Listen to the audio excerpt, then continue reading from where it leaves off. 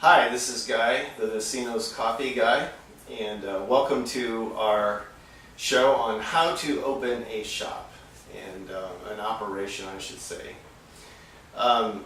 We have done some basic things on coffee concepts. I'm going to refer you back to the first videos, how I got started. And I covered a lot of the concepts, but I would like to talk to you today about what are the steps to open a coffee operation. And the first thing I would tell you to do is, what is on your passion list to do? Is it to have just coffee, or is it to have a coffee concept? And choose your concept is the first step. What do you dream of a coffee operation to be? And all these concepts are either you have a bagel shop with coffee, or you have coffee with bagels, and it's a difference. And so I'm going to ask you to consider your concept. And then once you get your concept down, then we can move to the next step, choosing your location, because where will that concept work? And I made a quick list here of different coffee concepts. Maybe you're a restaurateur and you want to have good coffee. Restaurants typically are supplied brewing systems by the place where they get a lot of their product. It might be Cisco, or it might be US Foods, or it might be another restaurant supply place, and they'll sell you packets, a case of coffee that are all pre-ground bags, and you cut them open, dump them in, and that's how they get you to buy their coffee, is giving you equipment. It's not great coffee. It's restaurant grade coffee. So maybe you want to have good coffee in your restaurant, and so you're going to be a restaurant with coffee. A bakery, something that has the aromas of baked goods and coffee, seems to go well. Donuts and coffee, hello.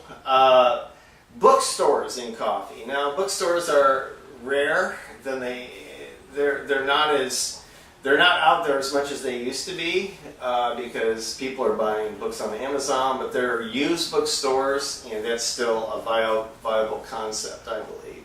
Soda fountains, the 30s and 40s, when they had the jerk fountain. I can remember in Tremont, Illinois, going to Duke's, and he had a jerk fountain, and you could buy shakes and hot fudge sundaes, and that could be a good concept with coffee. I think a jerk fountain is an art, and coffee is an art, especially if you get into pouring latte art. It's all about the art and the visual experience of someone coming in. Even an old thing like a jerk fountain, where a grandfather would bring a grandson or daughter to look at what it used to be like.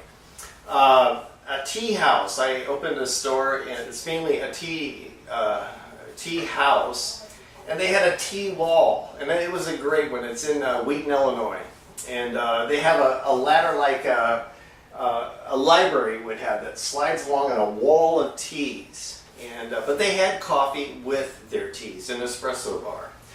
A gas station with coffee.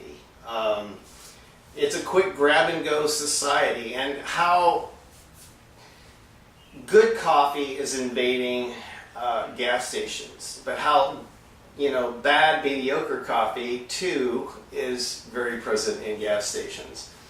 You might want a drive-through, or even a car wash, a kiosk, a cart. Catering bars. We did one on catering bars. You might want to do a profit sharing, where you put your machine and training, and you supply the beans and the syrups. They do the cup of the milk and the labor, and you split it. That's profit sharing. Or you might want to open a coffee, straight up coffee house. So what is your concept? Let's get your concept down. That's the first thing. And then the second thing we're going to look at as the next step after your coffee concept is choosing and looking for a location. If you're going to be near a university, a coffee shop with Wi-Fi and a place to study and for students to meet is a good idea. So where do you look for? You got to find a location that's going to be good. If it's a drive-through, it has to be the AM direction that people are going. So there's lots of things to consider with location. Now in location, there's lots of things to deal with, and we should probably do one on each one of these, but are you in a strip mall, and is there a coffee shop, and does it have an exclusive? What about rent and leases? Maybe you don't have a lease and somebody sees you making money and they come in and take your business. I've seen that happen. So these are all things that are important about location. Then the next thing we do is we choose our menu. What kind of menu are you going to have? Before you buy the equipment, you're going to ask yourself, what's our menu going to be? And then what equipment will we need to make the menu? And then after you decide what your menu is going to be, then you can think of your equipment, and then you can think of how can we lay out the equipment. If you're going in as a strict coffee shop and then you add menu items, you haven't thought through, you're adding something too, and it could be in the way and not a good flow about it. And you're sticking something over here, you're putting something there because you've added, you haven't thought it through. And so you want to create your menu.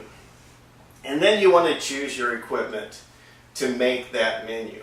So decide your menu before you decide what kind of equipment you're going to need.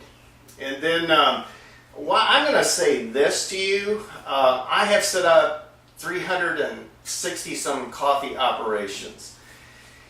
And I find out that the best thing for somebody to do is, first of all, when you even know you're going to do something with espresso coffee, get your machine and grinders and start practicing and learn. Go to a barista school and start learning and perfect it so that you're doing it second nature, not figuring out the recipes and how do I make this drink.